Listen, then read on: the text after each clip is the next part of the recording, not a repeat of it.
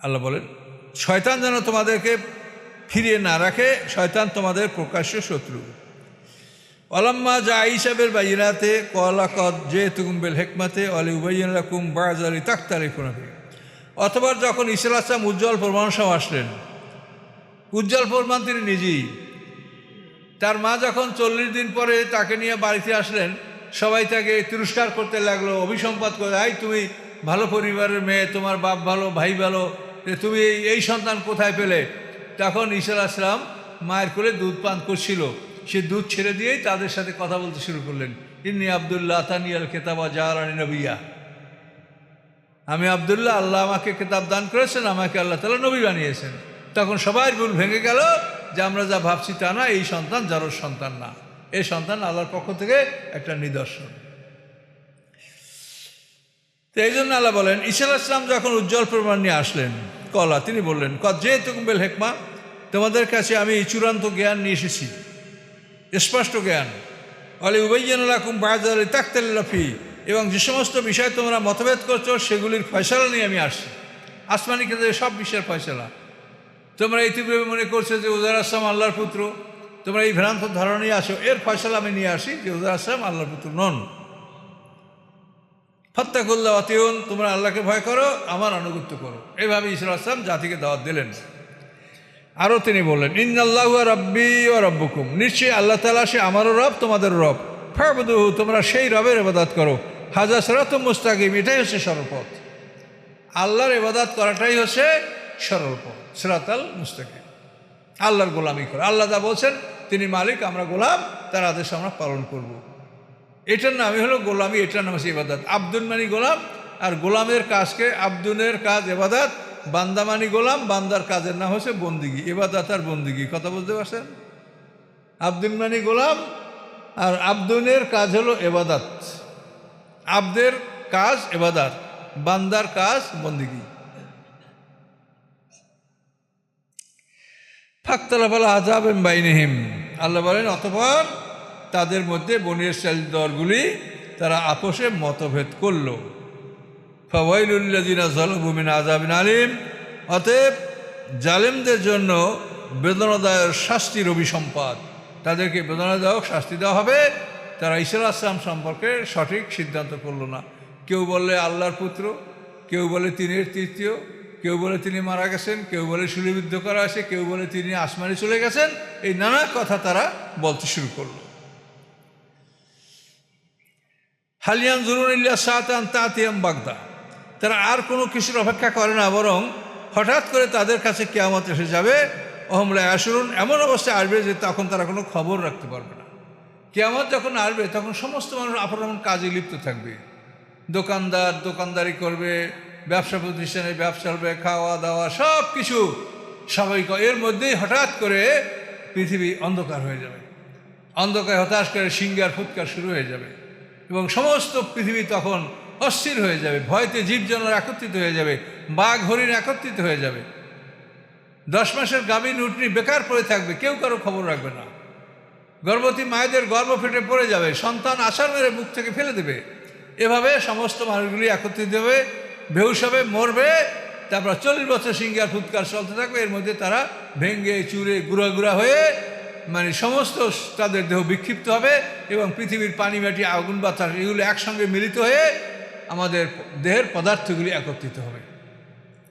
সমস্ত প্রাণী আমাদের দেহ থেকে দেহকে ভেঙে এর মধ্যে ফরেন বডি বের করে ফেলানো হবে।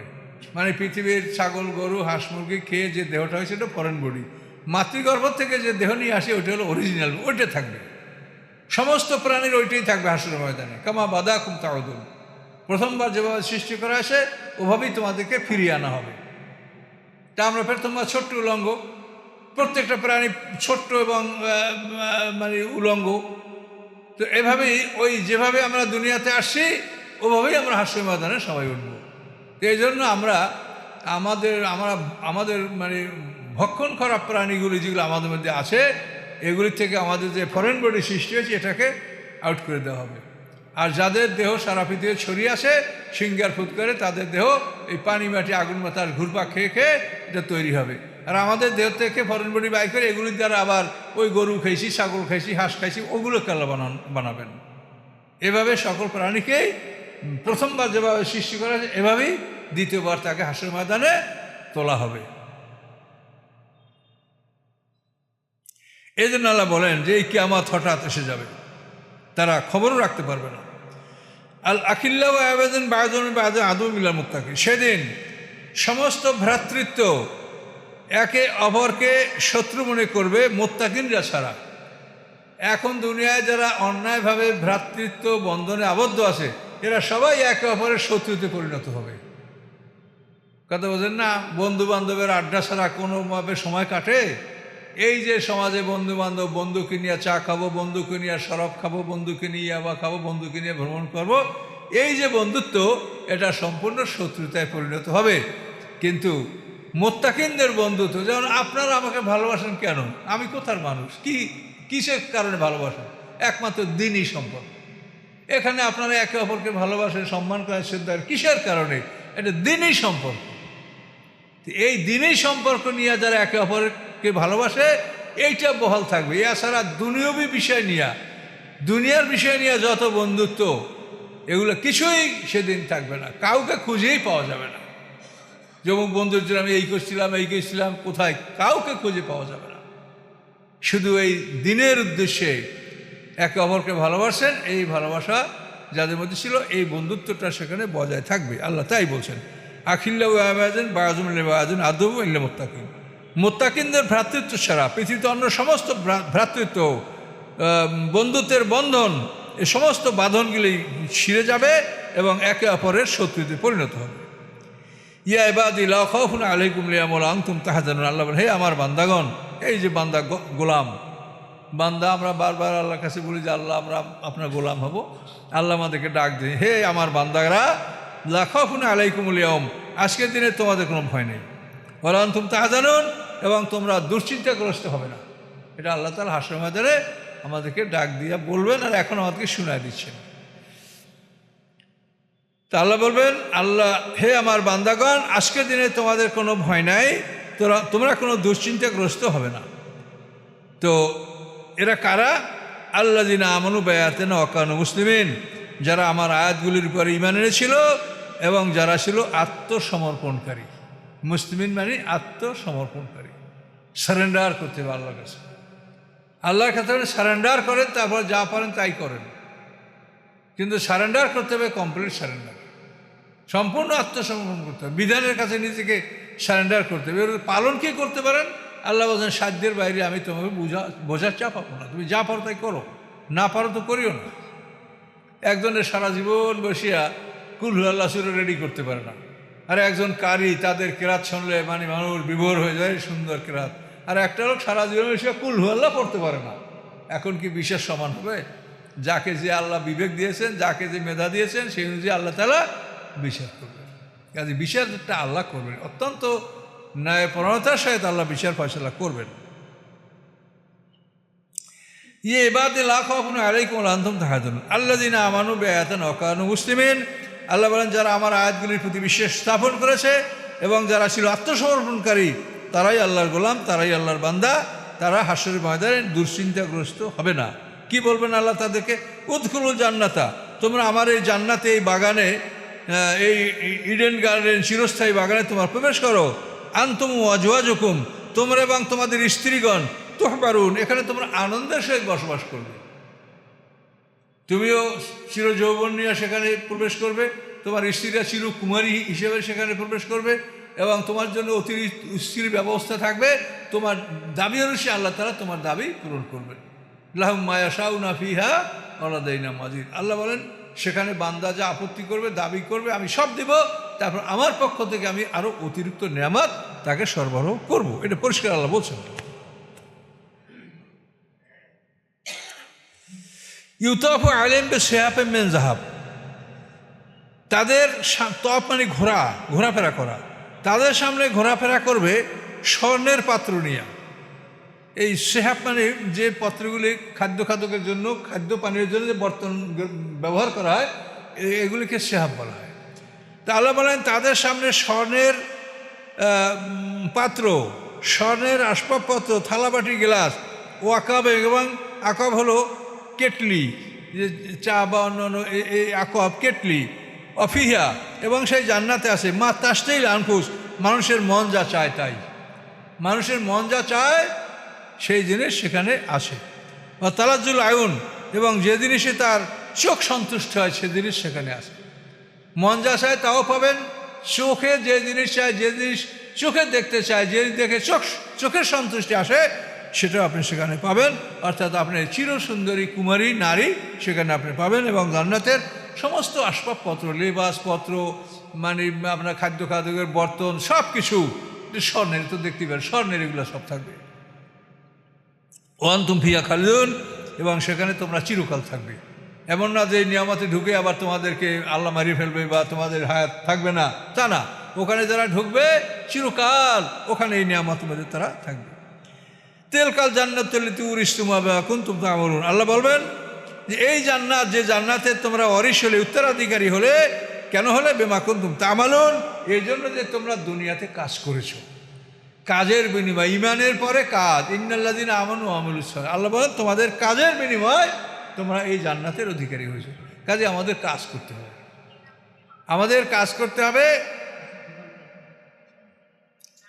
আমাদেরকে কাজ করতে হবে। আল্লাহ যে কাজগুলি আমাদের করতে বলছেন এই কাজ করতে হবে। তো আল্লাহ বলেন যে তিলকাল জান্নাতুল্লাতী উরিসতুমুহা বিমা কুনতুম তা'মালুন, এই জান্নাতের উত্তরাধিকারী হলে তোমরা কেন? তোমাদের আমলের জন্য, যে তোমরা দুনিয়াতে আমল করেছো। তো আমল তো দুই প্রকার, আল্লাহ যা করতে বলছে সেটা করা, আর যেটা ত্যাগ করে বর্জন করা। বর্জন করাটাও আমল, আর করতে বলছে এটা করাটাও আমল। এবং এই জন্য আপনি প্রত্যেকটা মানুষ করার জন্য একটা জান্নাত, না করার জন্য একটা, প্রত্যেক দুইটা জান্নাত পাবে। ওয়ালিমান খাফা মাকামা রাব্বিহি জান্নাতান, রবের সামনে দাঁড়াতে হবে এই কথাকে যারা ভয় করেছে তারা দুটো জান্নাত পাবে, করার জন্য একটা, না করার জন্য একটা। এবং উভয় জান্নাতই আপনার চাহিদা মতো, আপনার হুর, গেলমান, স্ত্রী, সেবক সব কিছু আপনি সেখানে প্রস্তুত পাবেন। লাকুম ফিহা ফাকিহাতুন কাসীরাতুন, সেখানে তোমাদের জন্য সে পর্যাপ্ত ফলমূল। আমরা তো এখন শহর বন্দরে ফল থাকলেও এতে ফরমালিন দেওয়া না, কি সমস্যা, কি মানে আমাদের অনেক সময় খাইতে সাহসও লাগে না। তো আল্লাহ বলেন সেখানে তোমরা পর্যাপ্ত পরিমাণে ফল পাবে। মেহনা তাকুলুন, এই ফলগুলি থেকে তোমরা খাবে, এবং এগুলি গাছের টাটকা ফল। তুমি দেখবে গাছে পাকা পাকা ঝুলছে, ইচ্ছা করার সাথে সাথে তোমার হাতের কাছে, মুখের কাছে চলে আসবে। কুতুফুহা দানিয়া, কোরআনে বলা আছে যে ওর ফলগুলি হবে তোমাদের নিকটে, তোমাদের নিকট হবে। আপনি বড় একটা নারকেল, বেশি বয়স্ক গাছের ফল খাইতে স্বাদ বেশি। ওরে বাবা, 40-60 হাত লম্বা নারকেল গাছ, কি করে ওই নারকেল খাওয়া যাবে? কিন্তু জান্নাতের ফলটা ইচ্ছা করার সাথে সাথে আপনার হাতের কাছে, মুখের কাছে চলে আসবে। কুতুফুহা দানিয়া, আল্লাহ বলছে লাকুম ফিহা ফাকিহাতুন কাসীরাতুন, তোমাদের জন্য সেখানে পর্যাপ্ত পরিমাণে ফল থাকবে। মিনহা তাকুলুন, ওই ফল থেকে তোমরা সেখানে খাবে, ভোগ করবে।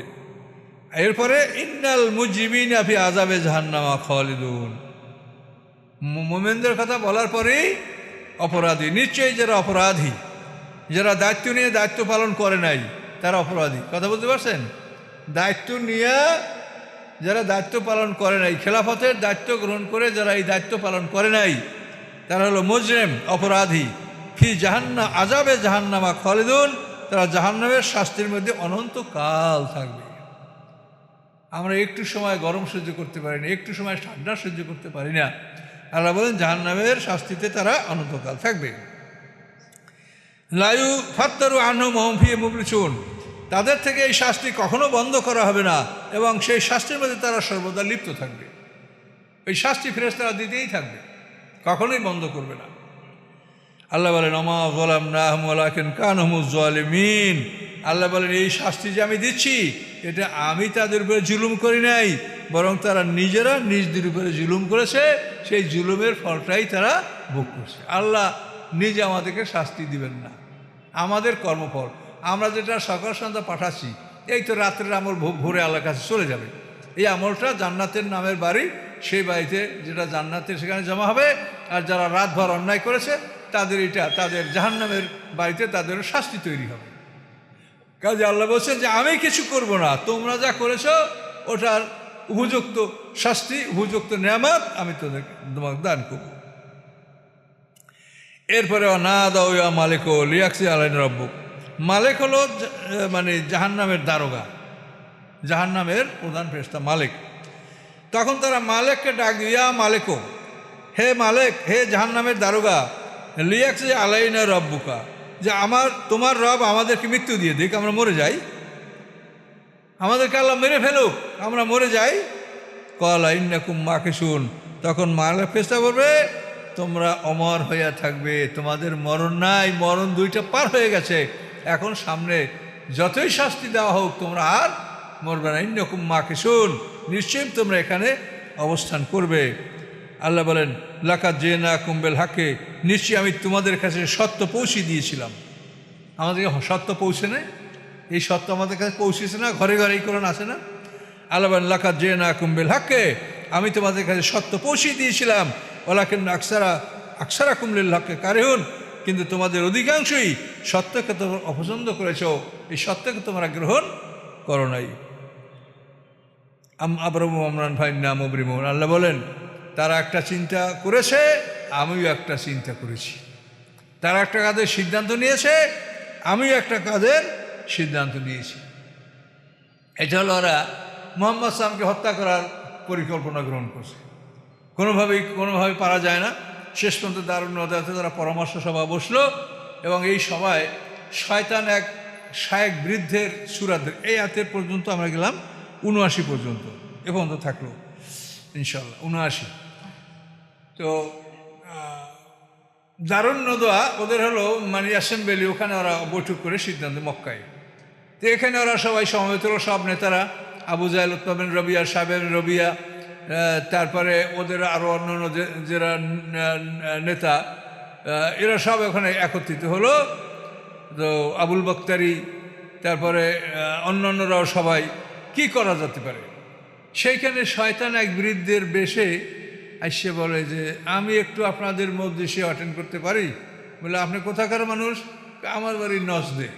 নজদ হলো সেই কোথায় একেবারে আরো হাজার হাজার মাইল মক্কা থেকে পূর্ব দিকে। এই নজদে আমার মানে, যাতে কেউ চিনতে না পারে দেশি লোক না আমি। তা বসেন, আপনি বসেন, বয়স্ক মানুষ। যে বসে পরে এখন প্রস্তাব করছে, কেউ বলে মোহাম্মদ সাল্লামকে একটা ঘরে আবদ্ধ করে রাখা হোক, সেখানে ছোট্ট একটা খিড়কি রাখা হবে, ওখান থেকে শুধু তাকে খাদ্য দেওয়া হবে, সে কোনোদিন বের হতে পারবে না, এখানে বসে সে মরবে, এটা করা হোক। এই প্রস্তাব আসার পরে শয়তান বলে যে না, এইটাই আমি একমত না। তার কারণ আপনারা জানেন যে তার অনেক ভক্তবৃন্দ আছে, তার জীবনের বিনিময়ে যুদ্ধ করে তাকে এখান থেকে মুক্ত করে ছাড়বে, এইভাবে পারবেন না। কেউ বলে তাহলে তাকে একটা ঘোড়ায় সওয়ার করায় দিয়া আমরা দেশ থেকে তাড়াই দেবো, সে যেথায় সেটাই চলে যাবে। শয়তান বলে যে না, এটাও ঠিক হবে না। তার কারণ জানেন যে সে কত সুন্দর সুন্দর কথা বলতে পারে, সে যেখানেই যাবে সেখানেই তার জনগণ তার পক্ষে আসবে, বিরাট দল করবে এবং আপনাদের বিরুদ্ধে লড়াই করবে। এটাও শয়তান অপছন্দ করলো।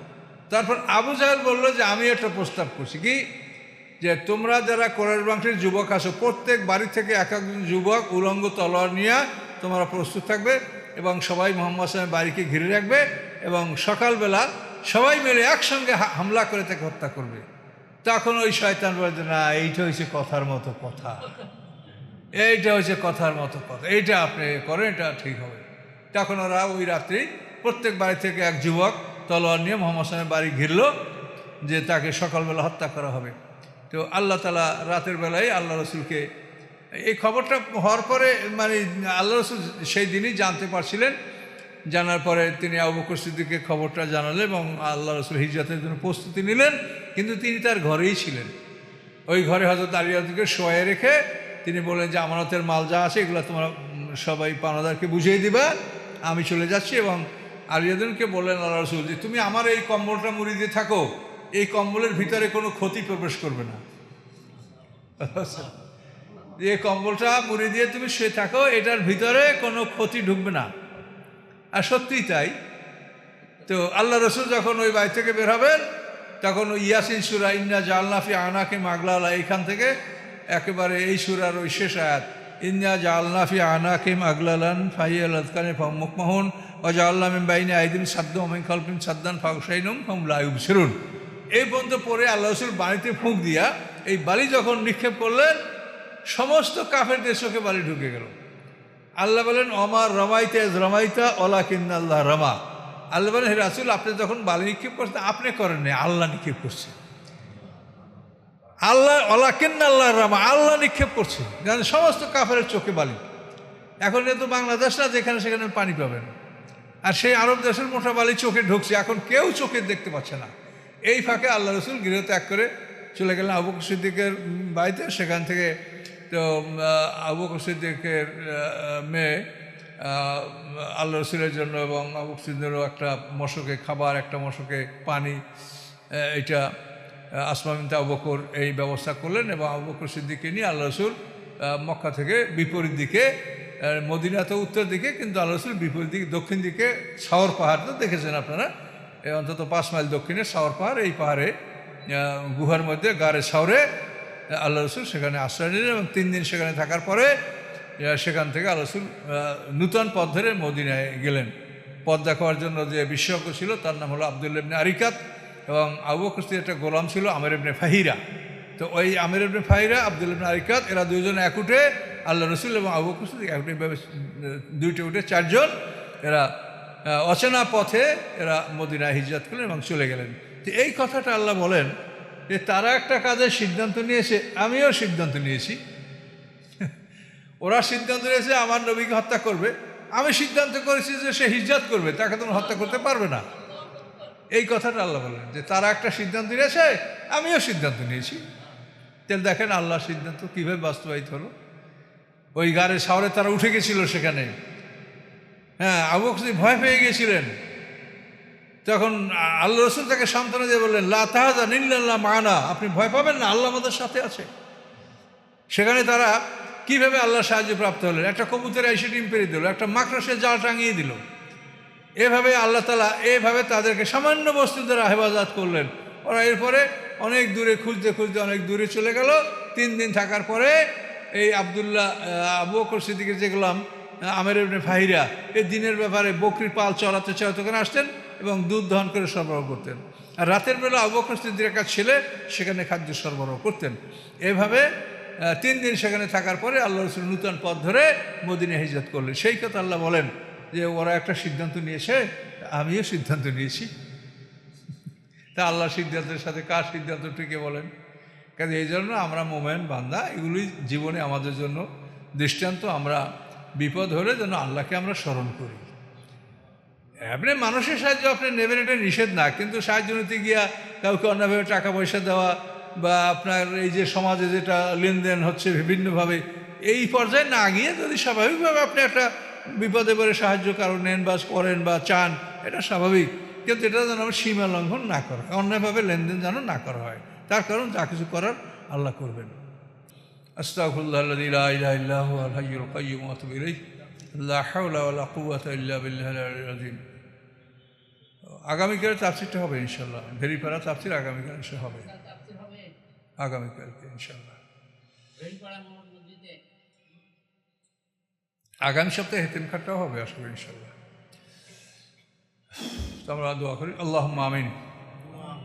ইয়া রাব্বুল আলামিন, আল্লাহ আমরা আপনার গোলাম, আল্লাহ আমরা আপনার গোলাম, আল্লাহ আমরা গোলাম হতে চাই, আমাদের ত্রুটি আছে আল্লাহ, আমরা আপনার ভালো গোলাম হতে পারি নাই আল্লাহ, আমাদেরকে তৌফিক দান করুন, আমরা যেন খাঁটি গোলাম হয়ে পৃথিবী থেকে বিদায় নিতে পারি আল্লাহ।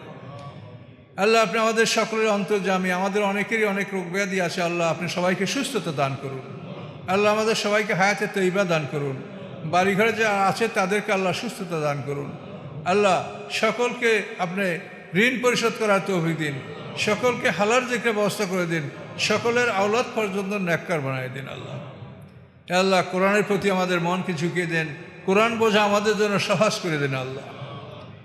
ইয়া রাব্বুল আলামিন, এই আপনার বান্দারা আমরা সবাই মিলে আপনার গোলাম, আপনার কাছে হাত তুলেছি আল্লাহ, আমরা আপনার হাতে সুপর্দ হয়ে গেলাম আল্লাহ, আমাদের ঈমান আমান হায়াত মুওয়াতের জিম্মাদার আল্লাহ আপনি হয়ে যান আল্লাহ, আমাদের জিম্মাদার আপনি হয়ে যান, আমাদেরকে এক মুহূর্তের জন্য আমাদের জিম্মা দিয়ে আমাদের হাতে দিবেন না আল্লাহ, আপনি আমাদের জিম্মাদার হয়ে যান আল্লাহ।